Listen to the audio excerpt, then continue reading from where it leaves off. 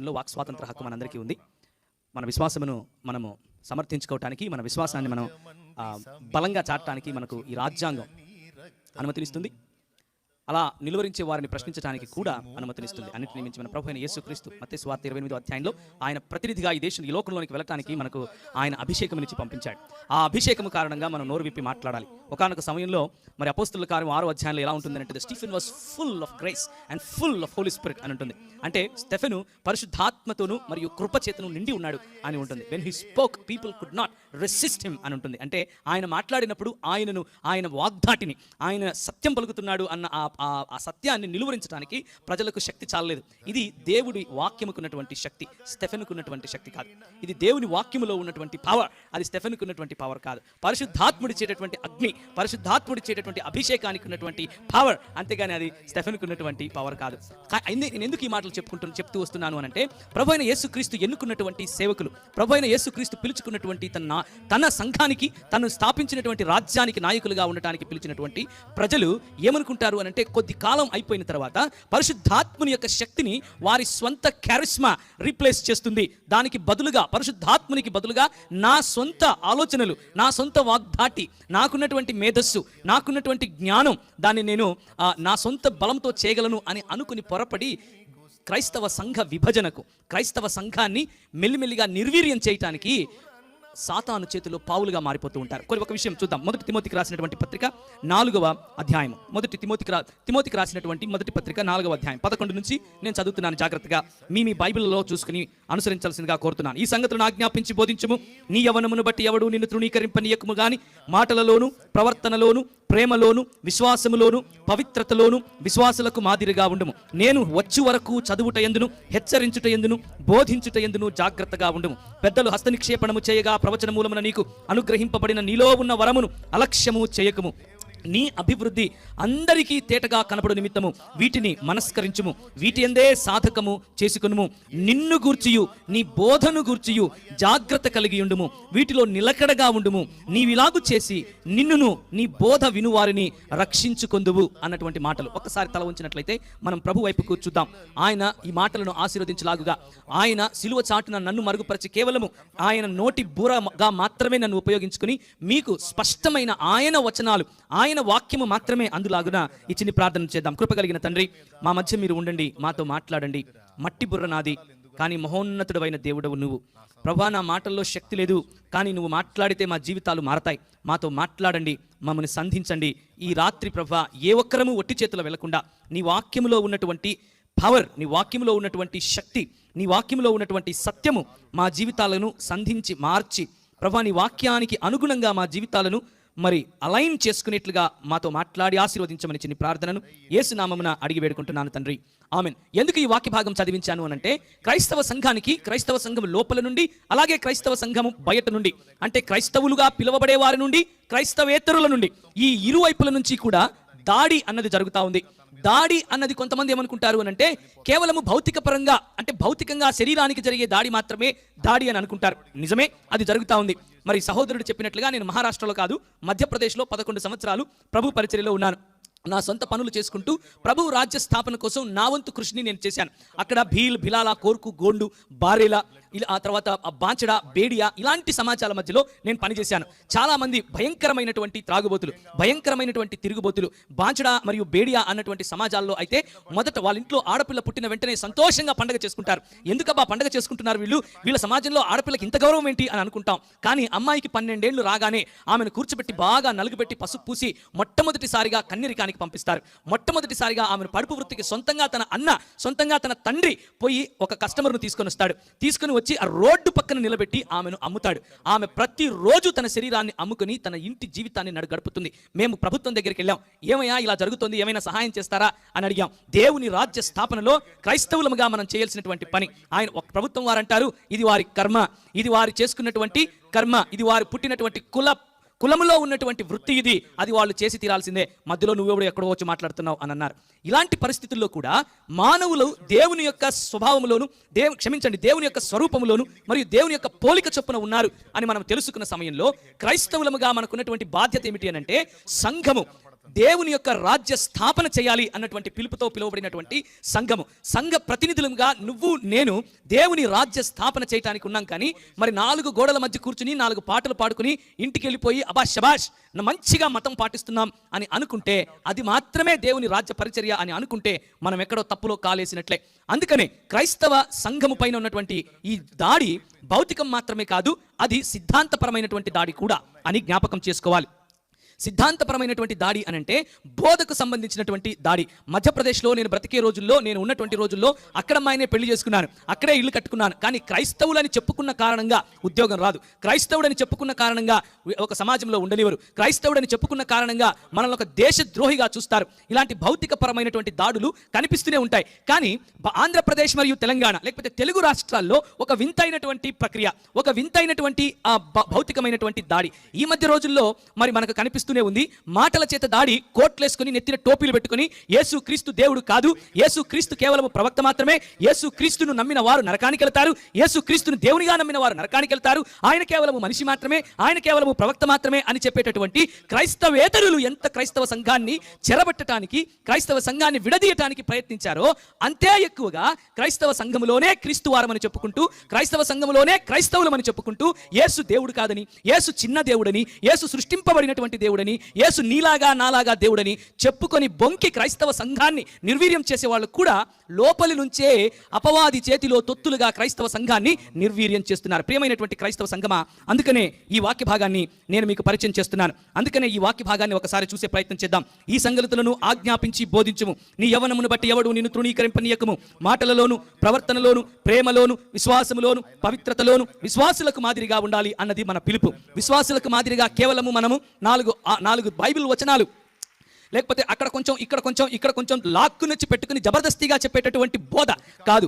ప్రేమలో మన జీవితం కనిపించాలి, విశ్వాసంలో మన జీవితం కనిపించాలి, పవిత్రతలో మన జీవితం కనిపించాలి, విశ్వాసులకు సైతం మాదిరిగా కనిపించాలి.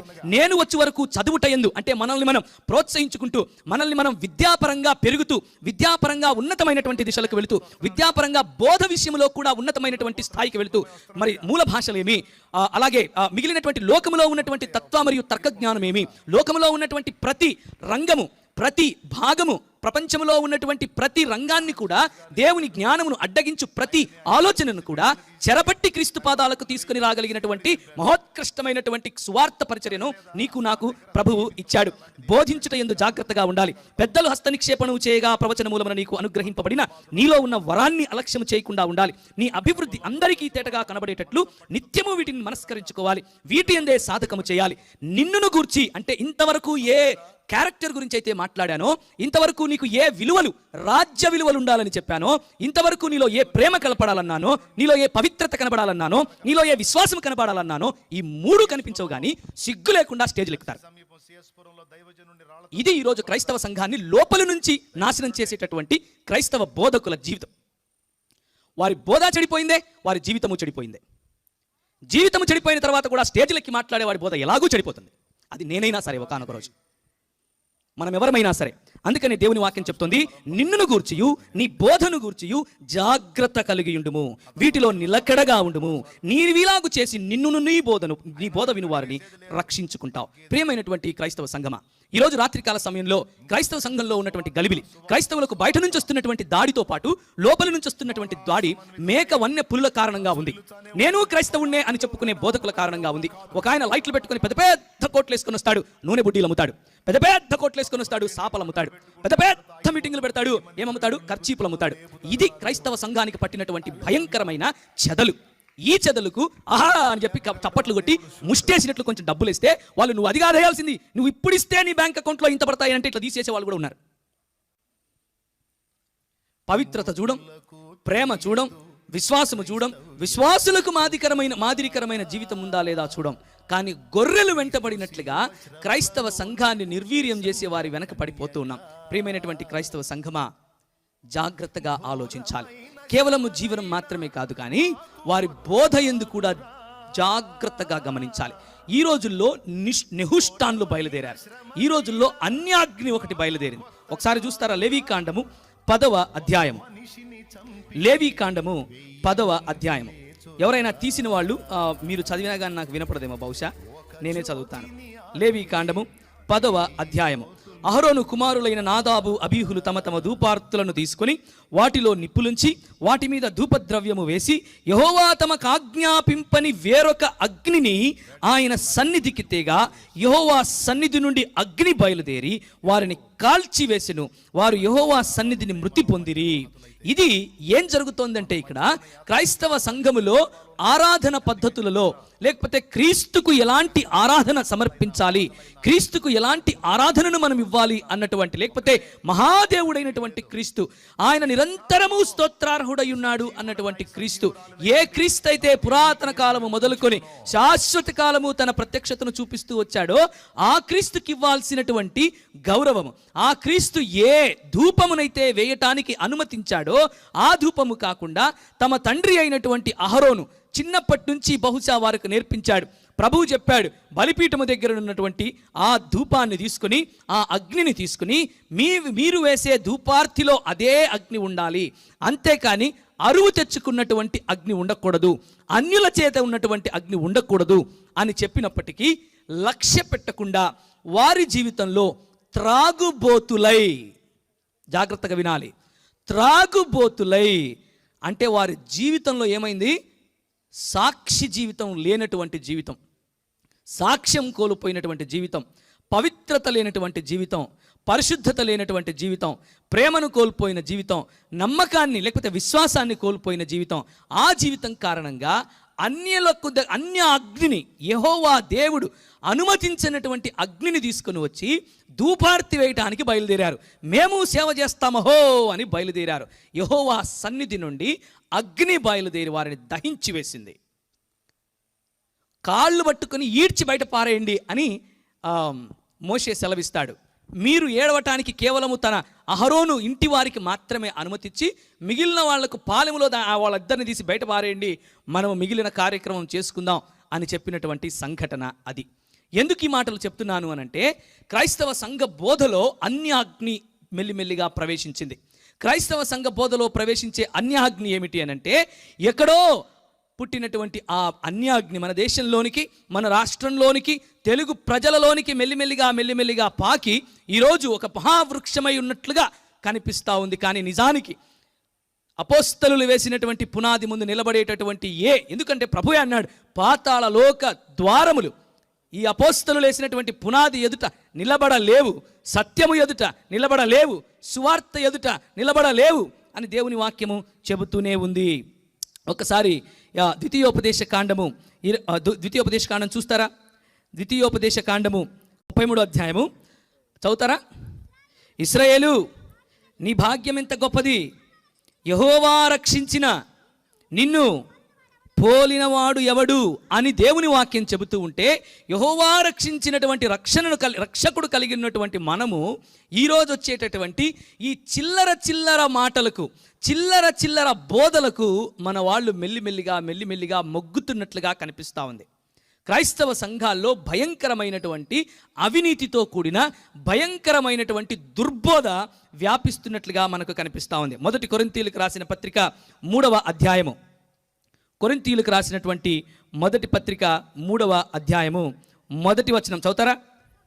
సహోదరులారా, ఆత్మ సంబంధమైన మనుష్యులతో మాట్లాడినట్లు నేను మీతో మాట్లాడలేకపోతిని, శరీర సంబంధులైన మనుష్యులే అనియు క్రీస్తునందు పసిబిడ్డలే అనియు మీతో మాట్లాడవలసి వచ్చెను. అప్పటిలో మీకు బలము చాలకపోయినందున పాలతోనే మిమ్మును పెంచితిని గాని అన్నముతో మింపును పెంచలేదు. మీరికను శరీర సంబంధులై ఉండటం వలన ఇప్పుడునూ మీరు బలహీనులై ఉన్నారు కారా అంటూ బలహీనులైన వారికి ఇచ్చేటటువంటి వాక్య బోధన గురించి మరి అపోస్తులుడైన పౌలు ఇక్కడ చెప్తున్నాడు. బలహీనులైనటువంటి వారికి పాలు సరిపోతాయి, కానీ అన్నం తినాలంటే, బలమైన ఆహారం తినాలంటే, అభ్యసించాలంటే హెబ్రీయులకు రాసిన పత్రిక 5వ అధ్యాయము 14వ వచనము. హెబ్రీ పత్రిక 5వ అధ్యాయం 14వ వచనం. వయస్సు వచ్చిన వారు అభ్యాసము చేత మేలు కీడులను వివేచించుటకు సాధకము చేయబడిన జ్ఞానేంద్రియములు కలిగి ఉన్నవారు గనుక బలమైన ఆహారము వారికే తగును. ఈ ధర్మవరంలో ఉన్నటువంటి క్రైస్తవ సంఘము బలమైనటువంటి ఆహారానికి సిద్ధమైంది అని నమ్మి ఈ మాటలు చెప్తున్నాను. ఈ ధర్మవరంలో ఉన్నటువంటి క్రైస్తవ సంఘము ఇంకా పాలు తాగే పసిపిల్లలు కాదు అని వివేచన కలిగిన వారని, మేలు కీడులను వివేచింపగలిగినటువంటి అభ్యాసము చేయగలవారని, పాలు తాగే పసివాడుగా శిశువుగా ఉన్నవాడు కాదని, నీతివాక్య విషయములో అనుభవం లేనివాడై ఉండకుండా వయస్సు వచ్చిన వారు అభ్యాసం చేసినట్లుగా మేలు కీడులను వివేచించేవారు అన్న అర్థం వచ్చేలా అలాంటి భావన కలిగి మీకు ఈ మాటలు చెప్పే ప్రయత్నం చేస్తున్నాను. ఎందుకు అనంటే, ఒకవేళ ఇంకా మనము చిన్న బిడ్డలుగా ఉంటే నేను చెప్పే మాటలు మీకు ఎక్కకపోవచ్చు కూడా. ఈ అన్యాజ్ఞింది, ఇవి వచ్చిన దాన్ని ఏమంటారు, ఏదో దూరం నుంచి హైదరాబాద్ నుంచి వచ్చి ఒక మంచి మాటలు ఏదైనా చెప్పిపోతాడులే అని అనుకుంటే ఈయనేందో అన్యాజ్ఞ అంటాడు, అగ్ని అంటాడు, కాల్ చేశారంటాడు, ఏంది ఇదంతా అని అనుకుంటున్నారా? ప్రియమైనటువంటి క్రైస్తవ సంఘమా, సంఘము లోపల నుంచి వస్తున్నటువంటి ఈ అన్యాగ్ని, సంఘము లోపల ప్రవేశపెట్టబడుతున్నటువంటి బోధ రూపముగా ప్రవేశపెట్టబడుతున్నటువంటి అన్యాగ్ని దహించి వేయబడటానికే ఇది వచ్చింది. ఇది వ్యక్తి పూజ రూపంగా వచ్చింది. వ్యక్తి పట్ల భక్తి కలిగే విధంగా ఇది ప్రవర్తిస్తుంది. కులం పట్ల భక్తి కలిగే విధంగా ఇది ప్రవర్తిస్తుంది. కుల రాజకీయాలు మన సంఘంలోనికి వచ్చే విధంగా ఇది ప్రవర్తిస్తుంది. ఇది అన్యాగ్నితో కూడినటువంటి విషయం. ఏ కులాన్నైతే క్రైస్తవ పెద్దలు ఆ రోజుల్లో క్రొత్తగా యేసు ప్రభువును తెలుసుకోవటానికి విడిచిపెట్టి మరీ వచ్చారో, ఇక నాకు ఆ కులమొద్దు, ఇప్పుడు నేను యేసుక్రీస్తు యొక్క శరీరము, యేసుక్రీస్తు యొక్క స్వరూపము, యేసుక్రీస్తు యొక్క పోలికలోకి మారాలి అన్నటువంటి ఆలోచన పెట్టుకుని వచ్చారో, అదే దరిద్రాన్ని మళ్ళీ సంఘాల్లోనికి మెల్లిమెల్లిగా తీసుకొస్తున్నారు. చూసారా? అది అన్యాగ్ని.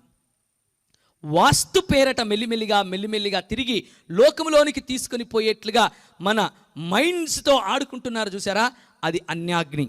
వ్యక్తులకు ప్రాముఖ్యతనిచ్చి యేసుక్రీస్తు కంటే కూడా గొప్పగా పొగిడేట్లుగా, యేసుక్రీస్తుతో సమానముగా పొగిడేట్లుగా ఈ రోజుల్లో వ్యక్తులకు ప్రాధాన్యత ఇస్తున్నారు. చూసారా? అన్యాగ్ని. అలాంటి అన్యాగ్నిని మనము గుర్తుపట్టగలగాలి. అలాంటి అన్యాగ్నిని గుర్తుపట్టిన తరువాత అలాంటి వ్యక్తి పూజ నుంచి, కుల పూజ నుంచి, సంఘ పూజ నుంచి, లేకపోతే బోధ పూజ నుంచి బయటికి రావాలి. అప్పుడు బలమైనటువంటి ఆహారము తినటానికి మనకు అవకాశం ఉన్నవారుగా మనం నిరూపించుకుంటాం. ఎందుకు ఈ మాటలు చెప్తున్నాను అనంటే, క్రైస్తవ సంఘంలో మేము క్రీస్తు వారమని, మేము క్రీస్తును పోలి నడుచుకుని వారమని చెప్పినటువంటి మనలోనే కొంతమంది అంటారు, యేసుక్రీస్తు దేవుడు కాదండి, యేసుక్రీస్తు కలిగింపబడ్డాడండి, యేసుక్రీస్తు సృష్టింపబడ్డాడండి, యేసుక్రీస్తు నీలాగా నాలాగా దేవుడండి, ఆయన సృష్టికర్త కాదండి. ఇవి వారు చెప్పే మాటలు. యోహాను సువార్త 1వ అధ్యాయం చదివావా అని అడిగితే చదివానండి అంటాడు, కానీ కొత్త భాషలు చెప్తాడు దానికి. ఒకసారి చదువుతారా? యోహాను సువార్త 1వ అధ్యాయము 3వ వచనం. కలిగి ఉన్నదేదియు ఆయన లేకుండా కలుగలేదు. యేసు క్రీస్తు సృష్టికర్త జాబితాలో ఉన్నాడా? సృష్టి జాబితాలో ఉన్నాడా? సృష్టికర్త జాబితాలో ఉన్నాడు. ఈ మాత్రం అర్థం చేసుకోకుండా యేసుక్రీస్తు నేను ఒకటే అనేటటువంటి ఆలోచనలో ఉన్న వారిని కూడా క్రైస్తవ సంఘాల్లో మనం ఎంటర్టైన్ చేస్తున్నాము అనంటే ఇక మన గతి అంతే.